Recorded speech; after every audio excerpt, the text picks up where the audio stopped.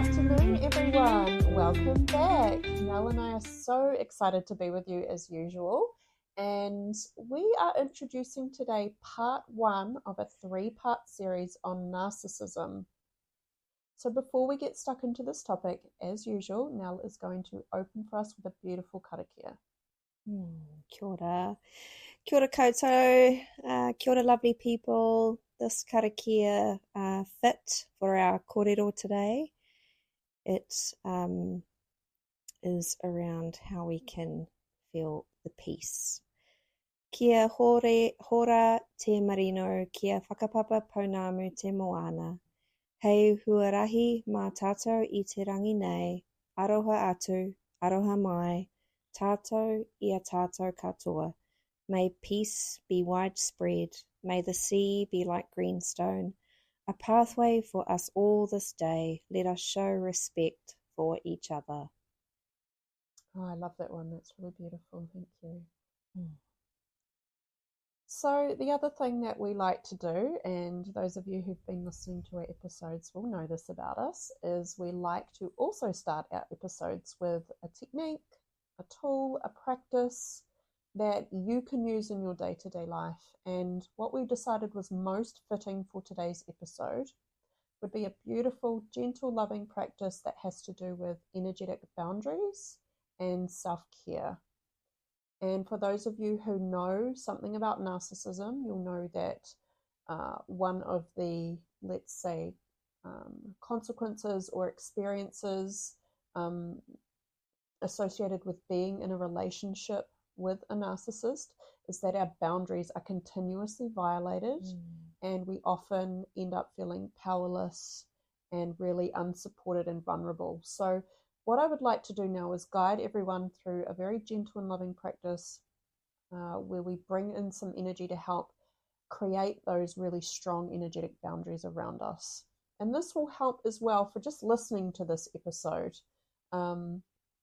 Sometimes these topics can be really triggering for people. They can bring up different traumatic experiences. And certainly Nel and I noticed as we were talking about this podcast just earlier, this episode, we noticed that we both felt this energy of wanting to protect ourselves. So what I invite you to do now is to find a really comfortable space, if you're not already, somewhere where you can be undistracted or uninterrupted for a period of time. And just beginning by taking a nice deep breath in through the nose, blowing up the breath into the belly, filling it up like a balloon, filling up those lungs, and a nice long exhale.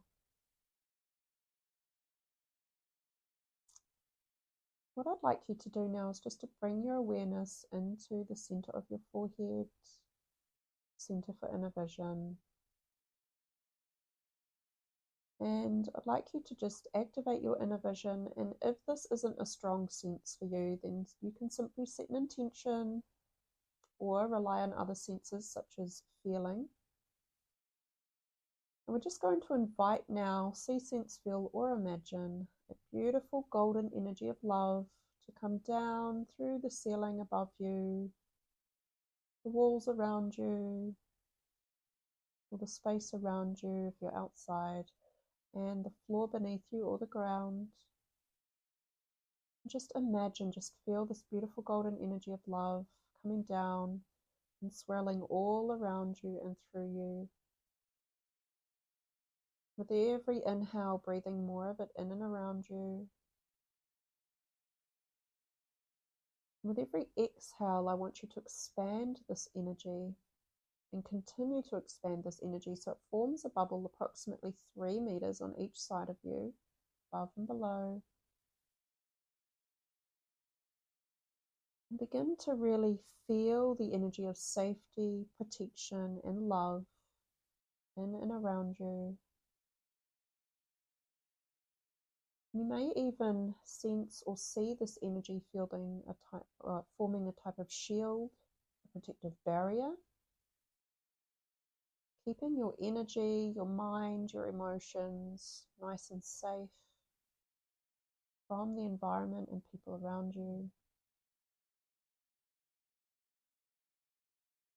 And just allow this energy to also cleanse you. And you can release down through the ground, through the floor, any heavy energies that you may be feeling right now.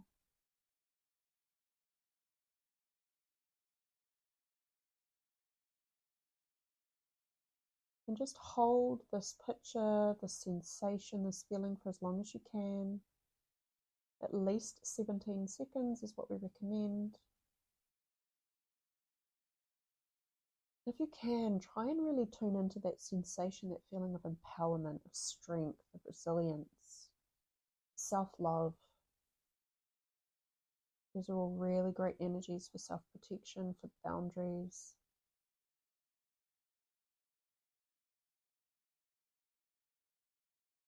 Good, very good. Just taking a few nice deep breaths here. Allowing this energy to protect you, to clear, to drain away anything that may be dragging you down, creating a feeling of stress, feeling of fear, anxiety, low mood, helplessness or powerlessness.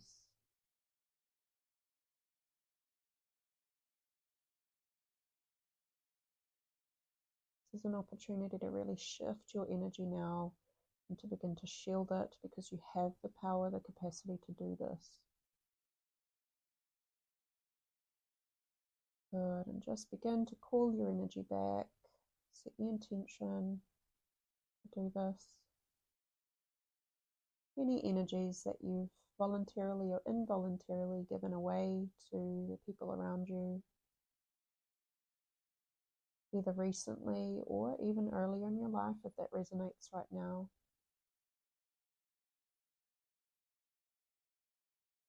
You may see those energies returning to you, you may feel them, and if you can't, then that's okay. Simply intend, believe that they are returning to you. Belief is incredibly powerful.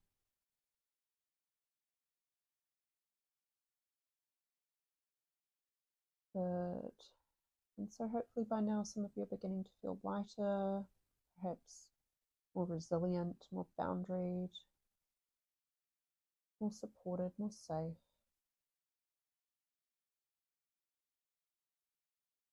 And when you're ready, you can ground back into this moment, knowing that these energies are going to stay with you for some time,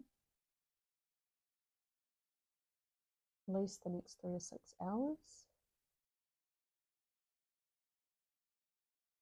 And just start to wriggle your fingers and your toes.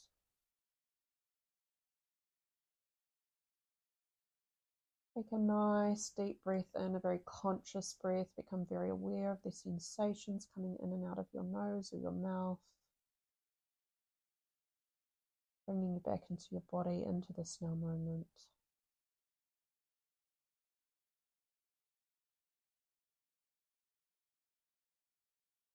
Wonderful. Great work, everyone. So thank you for joining us again. As I said earlier, this is going to be the first episode of a 3-part series on narcissism. And our intention for today's episode is to introduce this topic, to talk about what narcissism is, how we define it, what it looks like, some statistics and research on the topic, and begin to talk a little bit about the impact of being in a relationship with a narcissist. And even if you yourself have not experienced this in this lifetime, it's likely that you know somebody who has, just because of the prevalence of narcissism in our society. And certainly I know from my own professional and personal experience, I would say most, at least 90% of the women that I've worked with have experienced a narcissistic relationship that has created a lot of trauma for them. And that's not to say that men don't experience relationships with narcissists, because they do also. But as we will learn as we go through this, the statistics do state that narcissism is more prevalent amongst men, and therefore women are more likely to experience the impact of that. And we were having a kōrero about this before, and how patriarchy strongly influences these stats, and how as a society, as community members, we unconsciously enable, essentially men to, be in these positions of power. So there are all these cultural, social, political discourses that will be coming up in this kōrero today. And that practice, thank you so much, Hannah, that has really helped to hone my focus. And through that practice, I really did return energies to sender, as I was feeling anxious about some things that could come out of this kōrero today in terms of family of origin, my own experiences. And so that practice has really actually grounded me. Thank you. That's wonderful. I'm really, really pleased to hear that. And so for our listeners, we're just going to put out a trigger warning. So this is a big topic that we're talking about today, and as Hannah said, it is in 3 parts.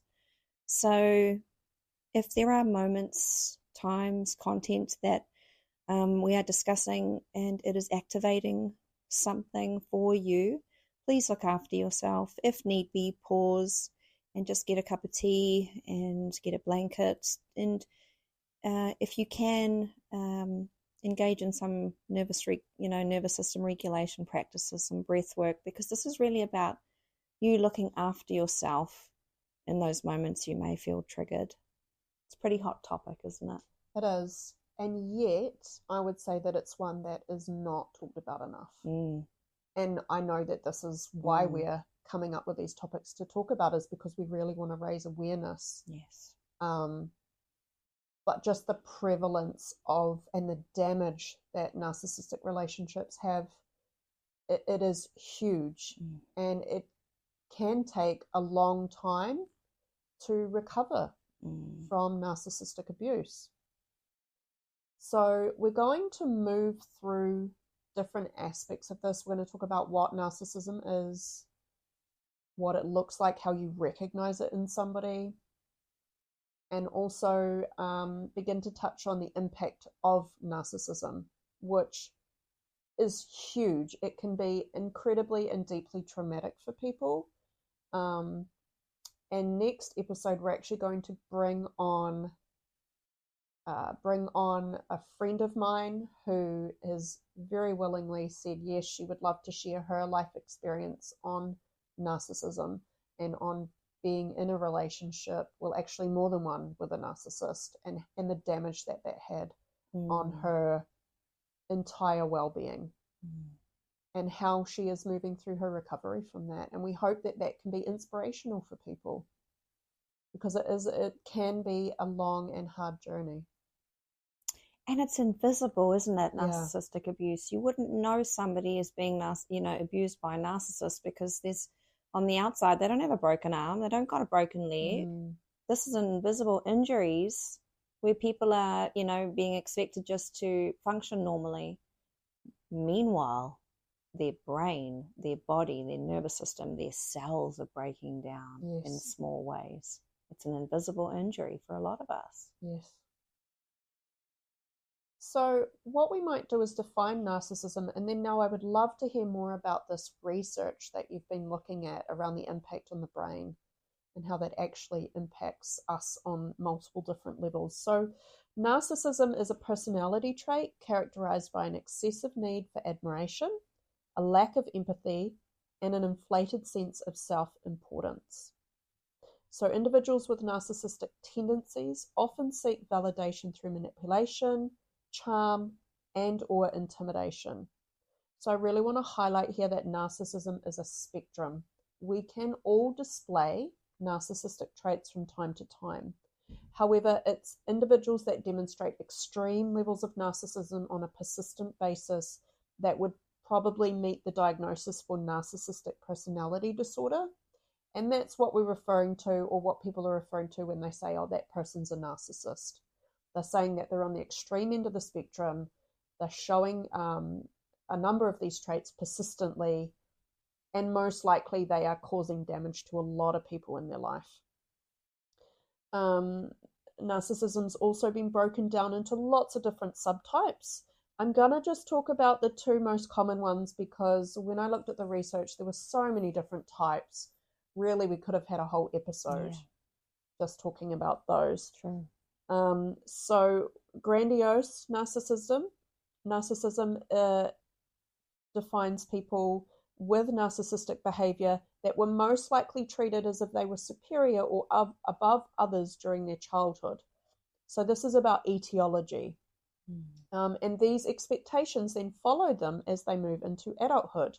They tend to brag and be elitists. Those with grandiose narcissism subtype can be aggressive, dominant, and really magnify their importance to others. They're often very self-confident and not at all sensitive, and really lack empathy. Very similar, but with a very different etiology, is vulnerable narcissism. And this type of narcissism is usually the result of childhood neglect or abuse. So people with this behavior often have a deep fear of being abandoned. They are deeply insecure, but they cope with that by being really overly confident and showing a deep need for others' approval. So their narcissistic behavior, therefore, protects them from not feeling good enough. They can kind of gravitate between feeling inferior and feeling superior, and they can often get upset or anxious when others don't treat them as though they're special.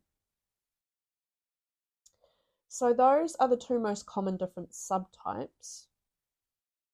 If you were to try and identify narcissism, what are some of the signs? What are you looking for? So the most common signs, first of all, of course, the sense of entitlement. So people thinking that they are superior to others and therefore they deserve special treatment. They believe that others should obey their wishes and that rules simply don't apply to them. Manipulative behavior. So a really common trait of narcissists is manipulative or controlling behavior. So they may try at first to please you or impress you, but then finally their own needs come first. And they may often try to keep people at a distance in order to keep control. Another trait is also the need for admiration, a complete lack of empathy. So completely unwilling or unable to empathize with the needs, wants, or feelings of others. It also makes it really difficult for them to take responsibility for their own behavior. So one of the classic signs is people that constantly deflect, excuse me, constantly deflect and put the impact of their behavior onto others as being their fault.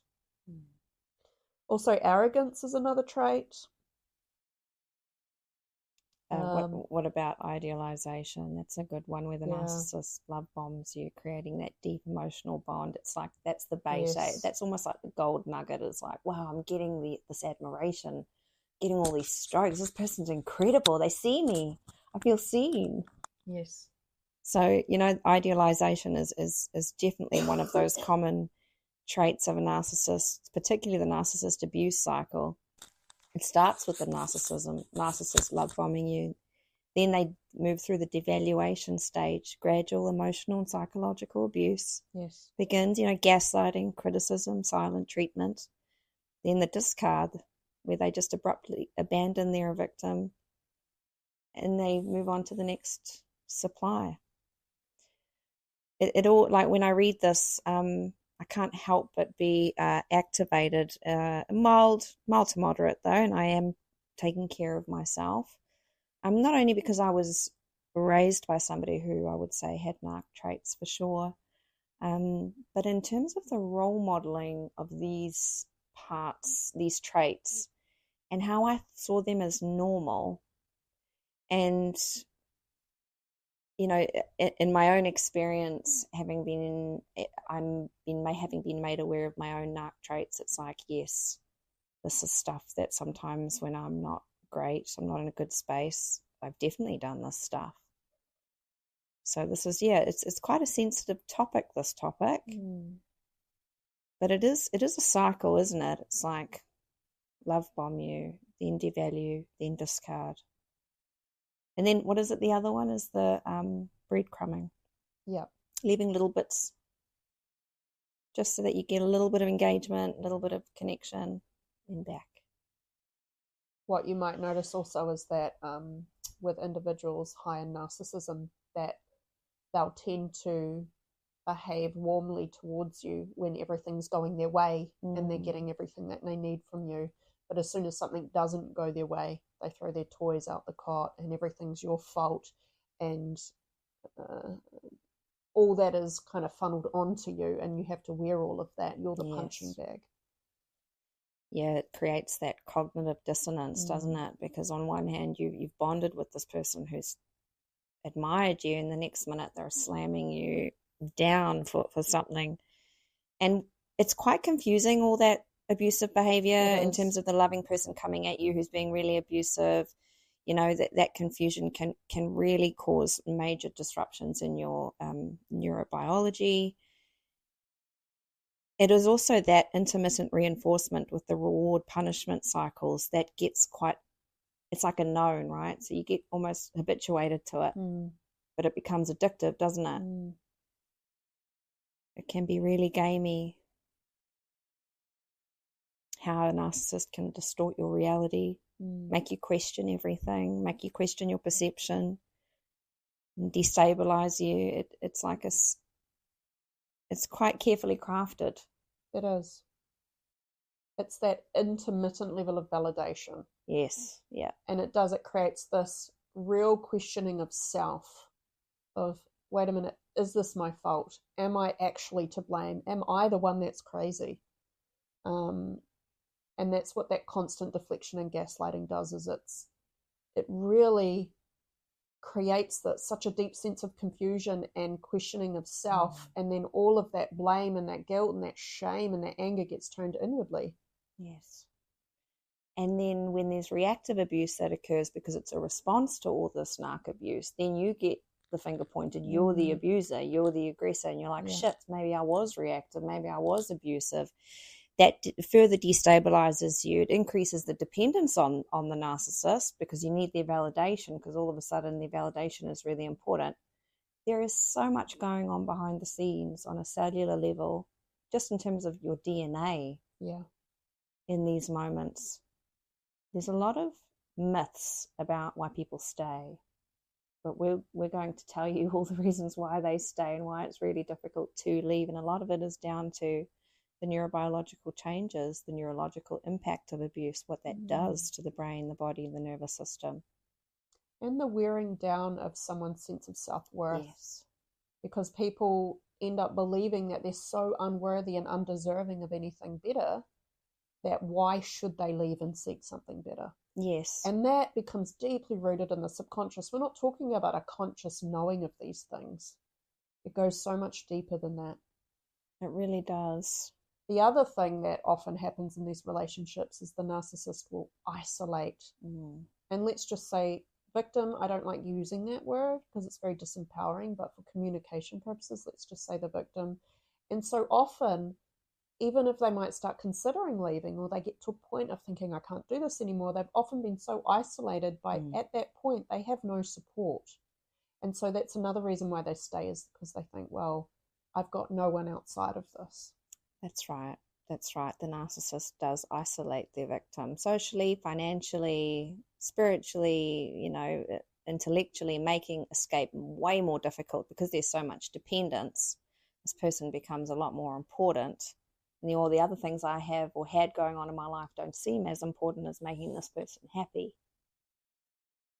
So, there is a lot of long-term abuse effects on the brain, specific regions of the brain, and the chronic stress this puts on the brain, the body, the nervous system, the hormones. It really can impair functioning on all levels.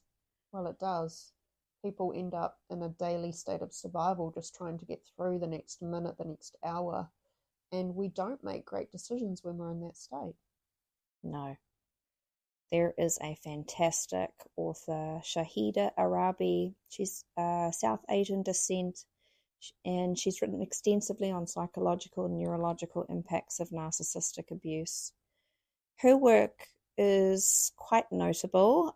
She has written books. She's got one book, How to Devalue and Discard the Narcissist While Supplying Yourself.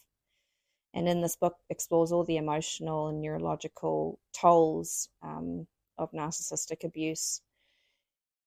A lot of it is also how you can heal yourself, which, healing is possible. But if we were to go into exactly what happens to the brain, what we see is many areas of the brain being impacted. And specifically, I'm looking at the brain, so chronic stress and how the hypothalamic pituitary adrenal axis, so this is the HPA axis, and it governs your stress responses. So how the neuroscience of narcissistic abuse, what happens to the brain is it affects the HPA axis. And under constant abuse, gaslighting, devaluation, unpredictability, this system goes into overdrive. The result is chronic cortisol elevation, which, as we all know, gets toxic over time. It weakens the immune system. It increases inflammation. It increases fatigue, anxiety, and brain fog.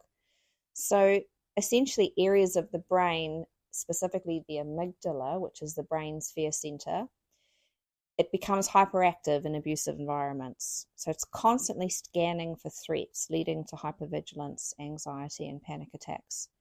So basically, narc abuse wires the amygdala to overreact to emotional triggers, especially related to the abuser, even after the relationship ends.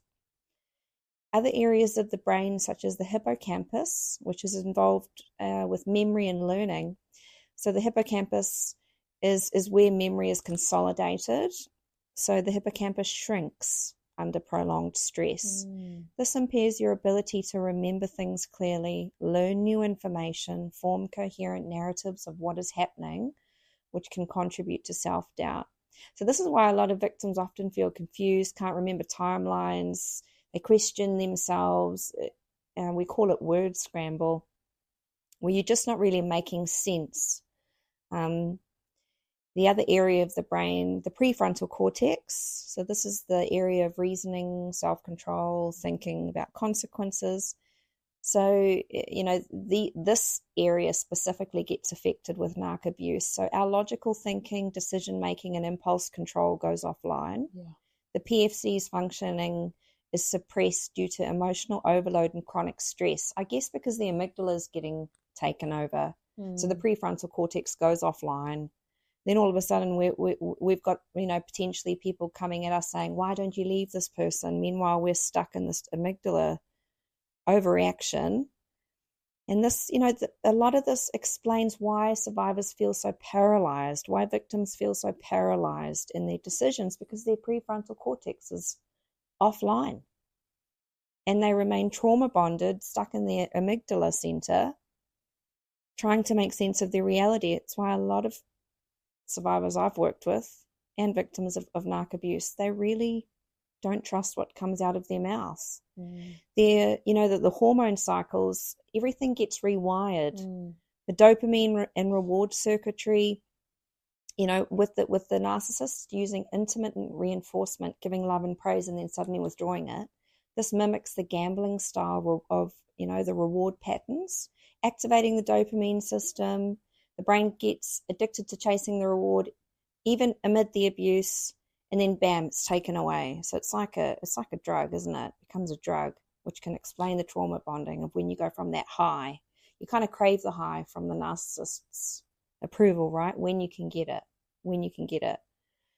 And how this can affect oxytocin levels. So oxytocin is the bonding hormone. It's usually protective, but with narcissists, it can enhance the trauma bond. You're chemically bonded to someone hurting you.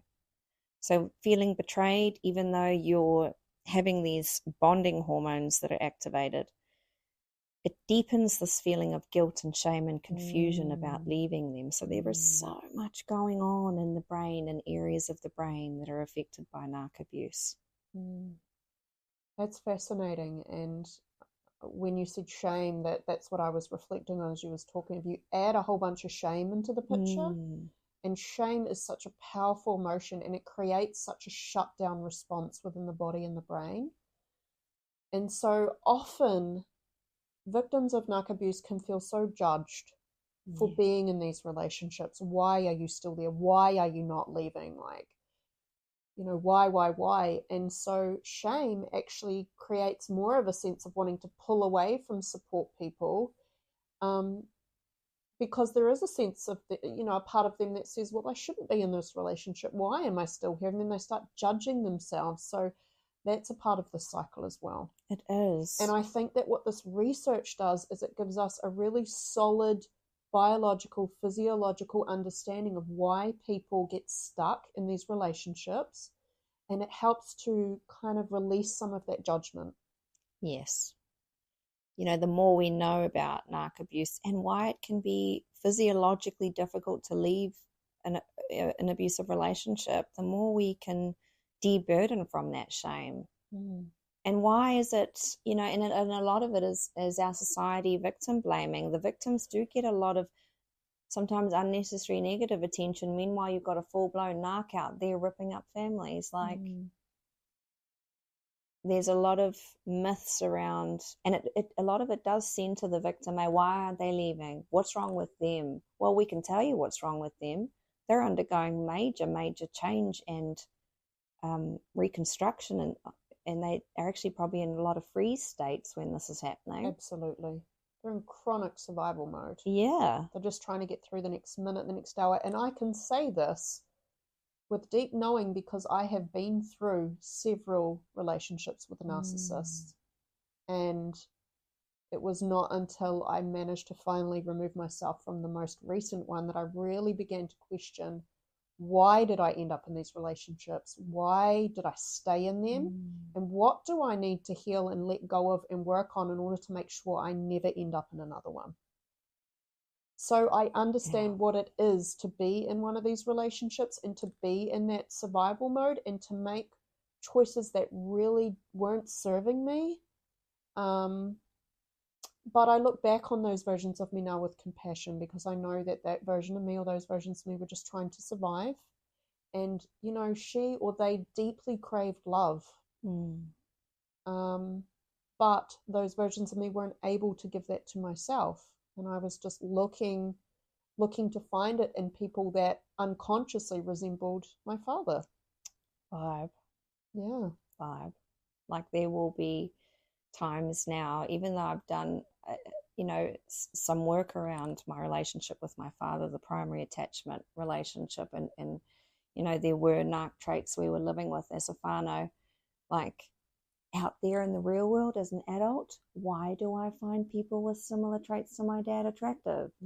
Because it's connecting and it's getting all those old neural networks that used to be activated around the potential smile I can get if I'm in his favor, that I won't be, screamed at or shamed.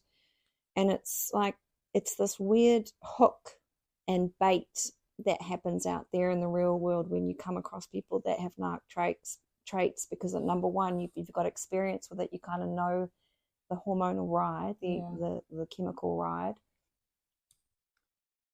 Younger parts of me probably get recruited out into wanting to play out stuff that's unresolved. Like, there is so much that happens. There is so much. There's the wounded inner children that are seeking out a figure that resembles the attachment figure to try and resolve unresolved issues. There's deep conditioning and programming around what we will tolerate or see as acceptable or normal. There's deep issues around self-love, worthiness. There are layers and layers to why this plays out and why it happens. And so leaving these relationships isn't easy. And people can be in these relationships for 20 plus years before they get out, if they get out. And so next week, when we bring on our guest, we're going to go into a lot more detail around the impact and what it can take, or how one can work towards exiting these relationships, and then what the journey looks like afterwards, because it's not as simple as you leave the relationship and you're all good. The impact lasts a long time. It does. It really does.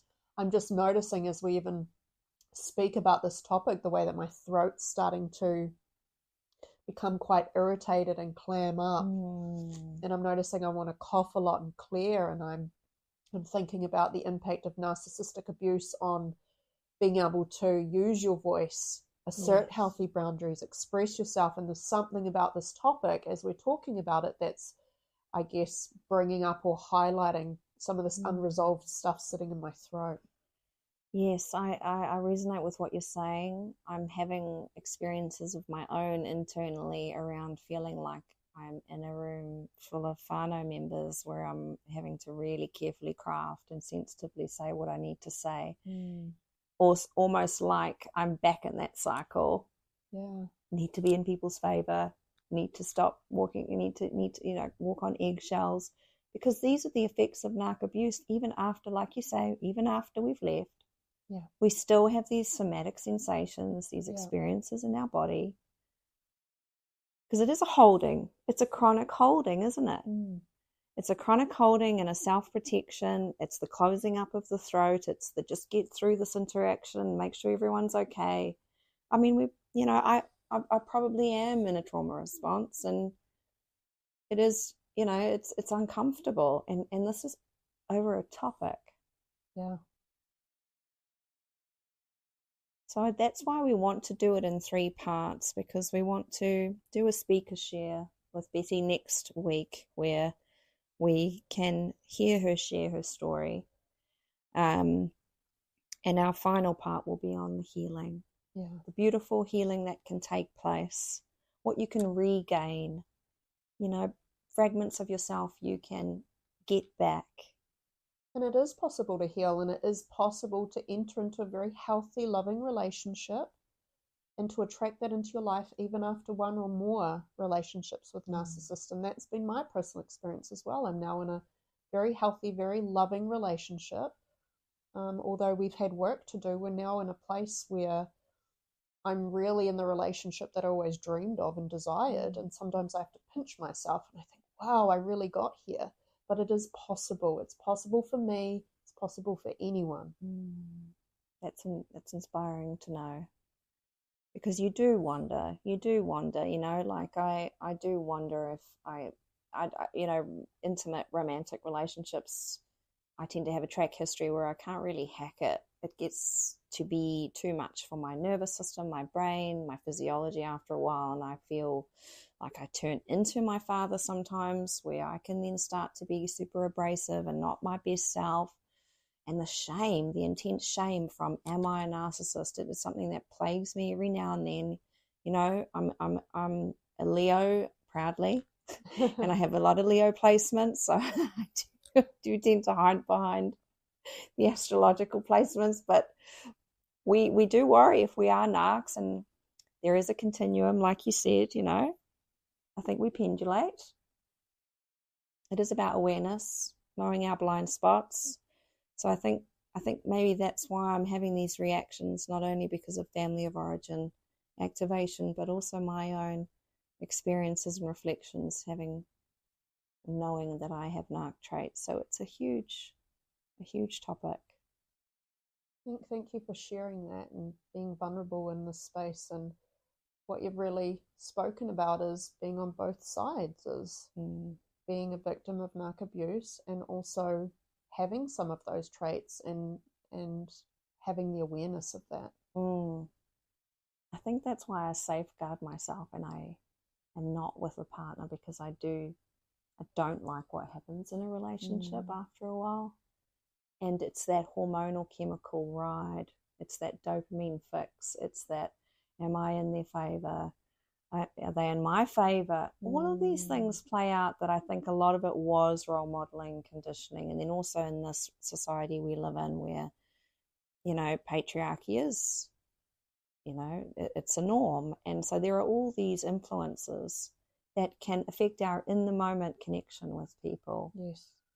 It gives me hope hearing about your relationship and hearing about the health of your relationship and the lived experience you have had being a survivor of narc abuse. So, and that's something we do want to convey, is there is hope, there is healing, there is the light at the end of the tunnel. But we realize this kōrero may hit different for people who may feel that they are currently in a narcissistic relationship. And so if you are, we want you to know there is absolutely no judgment and there is no shame. You most likely feel shame, but truly, we understand. We get it. We've both been there. And all we want to do is to help people become more aware of this, how to perhaps support somebody if you know somebody in a narc relationship, how to recognize that you're in one, and then what you do when you are trying to recover or heal from one of these. How can you move on? How can you heal your body, your mind, your emotions, your spirit? How do you move on and find really healthy, loving, supportive relationships? Yes. It can feel a bit clunky. It can take a while for you to feel like you're, hitting your stride and you're able to move forward from a narcissistic relationship. But it can happen, I think, with the right support, the right education, and really just decreasing that isolation. That's one of the first steps, is being able to come out of that isolation or that experience of being trapped. And it is by making contact with people you can trust, whether it be a helpline like Youthline, with the depression helpline, Healthline, Anxiety New Zealand. These are all helplines where you can talk to people and find out what supports are available in your region. Even Women's Refuge or local social support or community agencies. There is a lot of support and help out there. The challenge is opening yourself up to receive it and allow it. And I know that it's difficult to do that if you don't feel worthy or deserving, if you're stuck in shame and self-blame and guilt. But I really encourage, if this is you right now and you're thinking about leaving or you've just left, please allow that support. That's a really good point. Give yourself that gift because you are worthy of it. You do deserve it. And there are so many people that have been or are in this position that I think it would be great if we could collectively just completely release the judgment on this. And I know that this mostly affects women, but I also know men who have been vastly impacted by narcissistic relationships. So we're not just angling this at women. Obviously, we are both women, and we do work with a lot of women that have been through narcissistic abuse. But if you're a male listening to this and you also resonate, the same message applies to you. There are a fair amount of people having had experience in narcissistic relationships in the rainbow community, and intimate partner violence is the stats are high in the queer community, and a lot of people tend to feel quite isolated, stay quite isolated for self-protection reasons, because the community's small. Once somebody is a narcissist, it has a big impact. And so I think a lot of people deal with their intimate partner violence in queer communities quite privately, maybe have a one-to-one therapist, if that, maybe go to a group. But it's like the smaller you go in terms of the subsets of our community, it just gets, it's more ingrained, more insidious. The more intersectional the identity, the more, the subgroups, that's where it's alive and well, I would like to say. It's operating alive and well in some subcultures because it's such an ingrained norm. It is. And there's a little bit of research around people with BPD traits, borderline personality disorder traits. They say that they are usually kids of narcissists. So I think a lot of the personality disorders, those labels, they also can come about through narcissistic experiences. Yes. relational trauma from an early age. Absolutely. So essentially, if you're being raised by a narcissist and you're a little kid, the impacts in terms of developmental trauma, relational trauma, leads to CPTSD. And that's where it can be a long road to recovery. Yes. In childhood. Yes. So yeah, these challenges we're talking about, they, the ripple effect of narcissism or narcissistic traits in any relationship is far-reaching. Yes. And it becomes even more complicated when children are involved. Exactly. Yeah. And co-parenting and all sorts of things. So this is a big topic, as we said, and this is why we've decided to do 3 parts. And even in these 3 episodes, we won't cover it all. No. Because you could even spend 3 episodes just talking about the challenges of co-parenting in a narcissistic relationship. Yes. And the impact on children. And that's something that also plays on my mind and on my heart when I think about my own personal experience. Although my son was in his biological father's life for a very short period of time, I'm aware that during that time he would have been exposed to narcissistic behaviours. And as a mother, I've carried a lot of guilt and blame around that for a long time. I've recently been working on releasing that, but there are just so many layers to this, and the trauma can just be so far-reaching. Certainly can be. So if this topic has, like I said, do a check-in now if you can. Maybe just check in to see how you're feeling, how you're breathing. Maybe if there are any emotional processes coming up, you might feel triggered, activated. Just notice that. And there's a really lovely technique. It's called the RAIN technique, and it's termed by Tara Brach, I think her name is. I don't know how you say her last name, but it's Brach, and she is a mindfulness and meditation teacher, and she uses the RAIN technique with really big feelings, which is where you're able to recognize what is going on for you in this moment.